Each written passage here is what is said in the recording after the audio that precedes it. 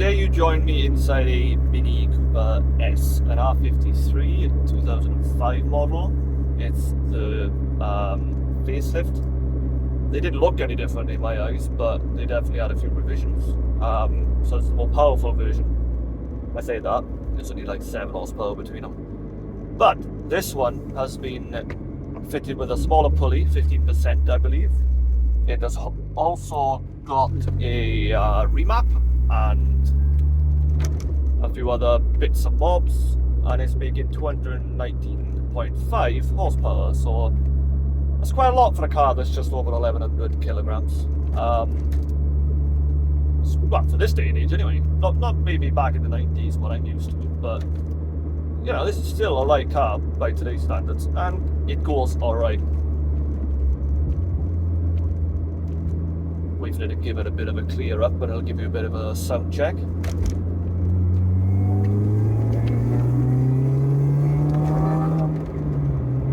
And there we are, we're in speed limits.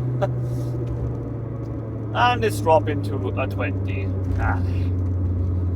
Yeah, Wales is just like that.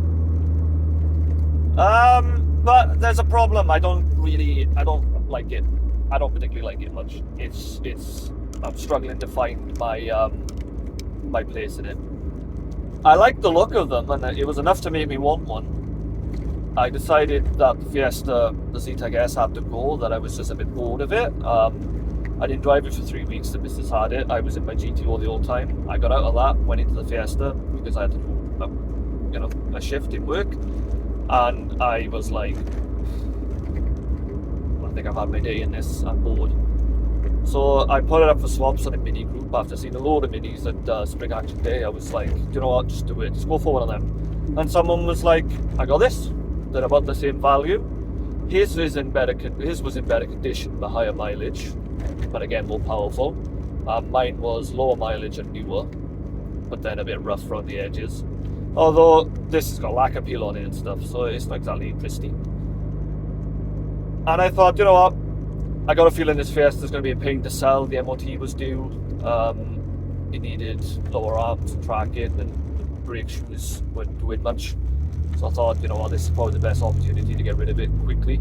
So there we go, I'll do that. And now I've had this a week yesterday, and I've done 300 miles, and I'm not bothered. I'm just not bothered. It's quick. It goes around corners really well. It's a really entertaining car to drive. It's bloody... well, they call them pocket rockets for a reason, I suppose. They do go well. I'm just not gelling with it. I'm just not finding my... I don't know, like, I just can't get into it. The wine is okay. I didn't like it when I had that MX-5 that had one on it. One of these superchargers. But that was like an open cone. This has got its airbox still. So it's not annoying, it's alright. It only does it when I floor it. That MX-5 done it pretty much any time I accelerated. Well, this does too, but it's not loud. It's got everything in it stiff. I don't know what the hell that is about. The gear shift is ridiculously stiff. It's like really weighty and firm. Like you've got to actually put some effort into it. Like you're doing it quick. On a track day, imagine would wear your arm out. And that's not me being a wuss. It is. It's firm. The steering is almost equally as firm. Now I know these have electric pumps and they whine all day long as well. And from what I can see, they build up with carbon and they just get a bit clogged. So it's a case of taking it off and cleaning it. But they're a bit buried down underneath all the engine and the subframe and stuff. And then the clutch, again, I don't know if it's because it's got more power and it's got an upgraded clutch or not, but it's really weighted. It makes my GTO seem like it's light. It's just saying something, GTOs run out to having a heavy clutch. So, and even the throttle, everything is just really takes some direct force to use. Now that's fun when you're driving it fast and you're kicking his head in, but not that I've had too much opportunity to do that. I'm 34 now, I've calmed down a bit, and like at the minute, like my student finance is like a week away, so I'm like as broke as I'm gonna be in the year. I ain't got the money to be flooring it all the time. So driving it normally, at the minute I'm working Domino shifts, so I'm delivering in a car, and it's just not fun. Like, just every little maneuver just takes so much effort. So I've put it up for swaps, and at this point I'm looking for a TT, because that's another car on my bucket list, and then you know, there's similar values. So I've found one, and today I'm going to go and visit it and see how it is, and just see if he likes this. You might hear a thrum of a bearing failing. I'm on my way now to pick up the bearing to fit that. It's one of the front bearings. Apparently they're quite common that they go. So I'll take you along for that. You may as well have a watch. And I'm waving you out, you blind bastard. Too busy talking.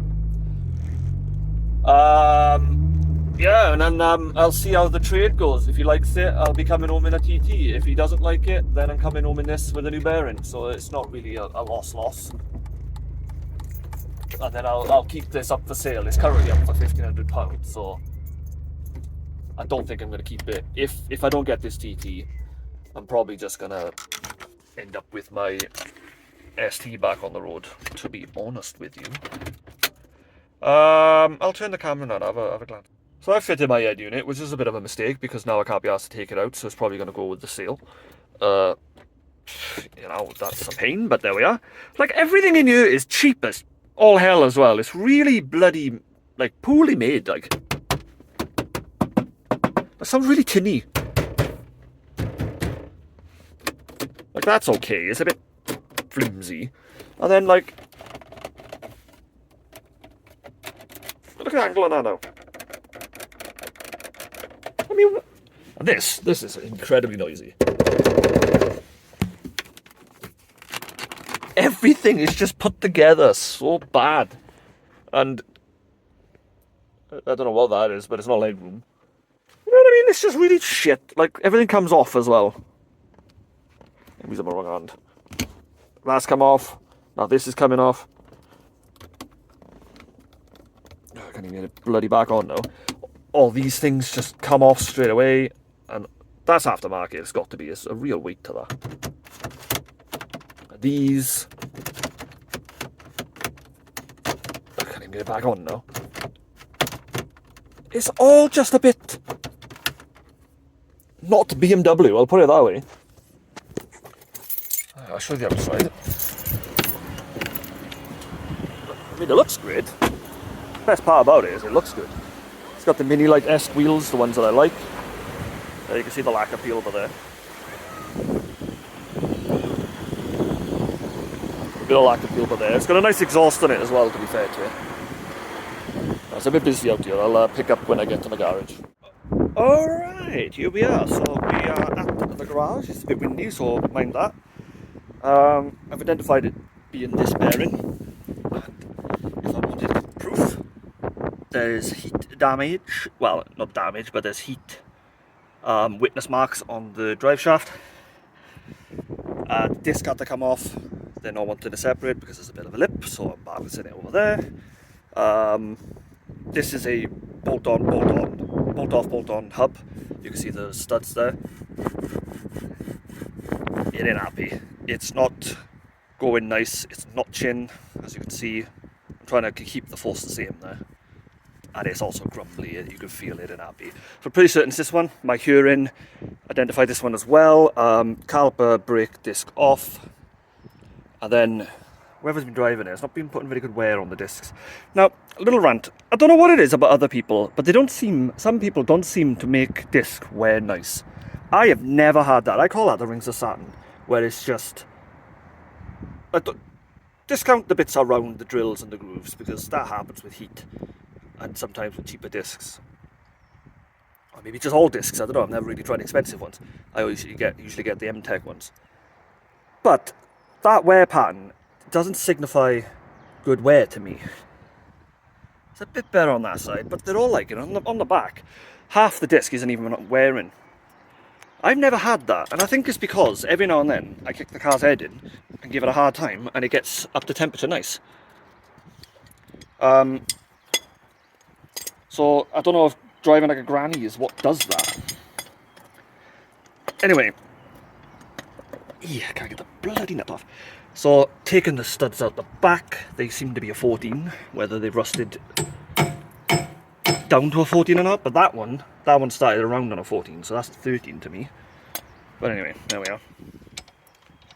So I'm just taking the bolts out the back, and then it'll pop off the front, and then the new one goes on. Oh my god, this is not a one-handed job. Right. Lovely. That's 3 out of the 4.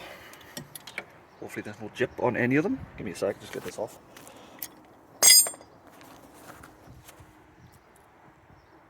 Where are we? I'm actually using the camera right now, I can't see. Now, not to toot my own horn, but over the years you do learn and pick up tricks that just help you get a job done rather than struggling with it. And it's been some time since I've left a job that I couldn't do. In fact, proper some time. And one of the simple tricks with a bolt that's going to be rusty. Now this isn't me giving a tutorial or anything, or being showboaty or anything. But just saying, one of the things that helps prevent a bolt from shearing or getting stuck, especially when they're looking like that, is don't use multi-fit. Use as minimal contact point as possible. And give it a lump smack. It just breaks up the connection with them a bit. And also don't gradually lean on the bolt either. Just shock it. Give it a good burst of energy like that. It tends to undo one better. And if you start to feel resistance along the thread as you're undoing it, go back on yourself. Allow it to work itself where it was happy rather than where it's not. And then when you come back to undoing it the other direction again, you might find this is coming off a bit easier. And obviously penetrant helps. I went to the NEC food show, now main point being food show, and they were handing out these in goodie bags. So we got like me, the missus, my mum and her friend went, so we got like 4 of these. They're really handy actually, considering they were free. So that's one undoing nice. So that's nice. To be honest though, it wouldn't have been the worst thing. If these studs had snapped, these bolts had snapped off, the whole hub could have come off anyway, because they bolted the hub rather than anything else. So it wouldn't have been the worst thing, even if they did snap. And they come with new studs anyway. Right, I'll crack on with it. So, I wouldn't have done it. The TT deal went through. I no longer own the Mini, and I've now got this 225 Quattro. And other than that damage done by there, it's in good shape. There's a couple of scratches by there. God, it's low on the back. It's coilovers on the front. There's separate spring and damper on the back, so it's got lowered springs on the back. Quite low on the back. It's not been evened out that well. It's nice, I like it. It's much more to my style than that Mini was. I didn't really like it that much. It wasn't fun to drive on a daily. This is much more cooperative. I like it a lot more. Like I said, it's in good shape as well. I'm quite happy. With this, it seems to be a bit of engine niggles.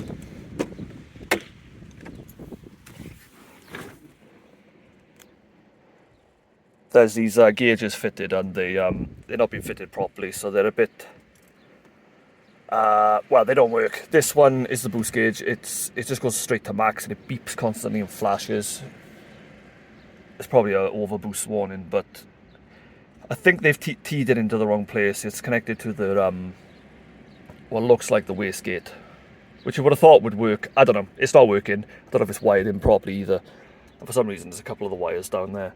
So I'd have to, if I'm going to use them, just go back to basics and go right back and wire it all in myself. And they don't take much to come out either. This one is pressure. Again, this just went to max. I don't think it's been wired in. I can't even see where it goes. So from what I've researched, it's not going where it's meant to go. I pushed these in and they've gone in, which is a bit annoying. But otherwise, it's nice. There's an oil warning light on the dash, which is why he was getting rid of it. He reckons he's had a mechanic look all over it. But I don't think I want to believe him because, well, A, if he's lying, the engine's at risk. And B, if a mechanic's looked over it, then they would have certainly found the issue that I found within the first minute of looking at the car, which is this PCV valve with a breather. It comes off, loops around, goes into this little, probably baffled or something, goes down into the intake, and then this here, which is quite clearly broke from being brittle, that goes down, I believe, to the crankcase, and as you can see, it's completely snapped away, and there's lots of oil down there all over the place, which you can smell when it's running and it comes through into the cabin a bit. So I don't think he's had it particularly checked over, so I'm probably going to do everything that I need to do to figure out what the oil warning light's about. It could be the dashboards have the warnings and stuff, and the dials, they play up on these cars. I knew about that from wheeler dealers, so it's not a surprise to me, and that's kind of why I took the punt. But it drives fine. There's nothing wrong with it. It doesn't act irregular. There's plenty of power. But if there is, and it never cuts out either, and there's plenty of oil in it, so it's probably either the dashboard or the oil sensor warning, oil warning sensors. It's been remapped. It is 265 up from 225. It does go really well. I'm quite impressed with how fast it is, actually. I haven't checked how much these weigh, but a standard 225 is meant to be 6.5 to 60, so this has got to be in the 5s. Dare I say, it's about as fast as my ST. It's a bit annoying, actually, especially considering I've had it for a swap. The boost gauge is meant to tee off this, from what I've researched, which is the fuel pressure regulator. But for some reason it comes off this here, which, as best I can see, goes down to the... Let's see if I can zoom in. Get it in focus. It seems to go down there, which, as far as I can see, which I can't really, that there, which I think is the wastegate. And then it just goes in here into this little thing.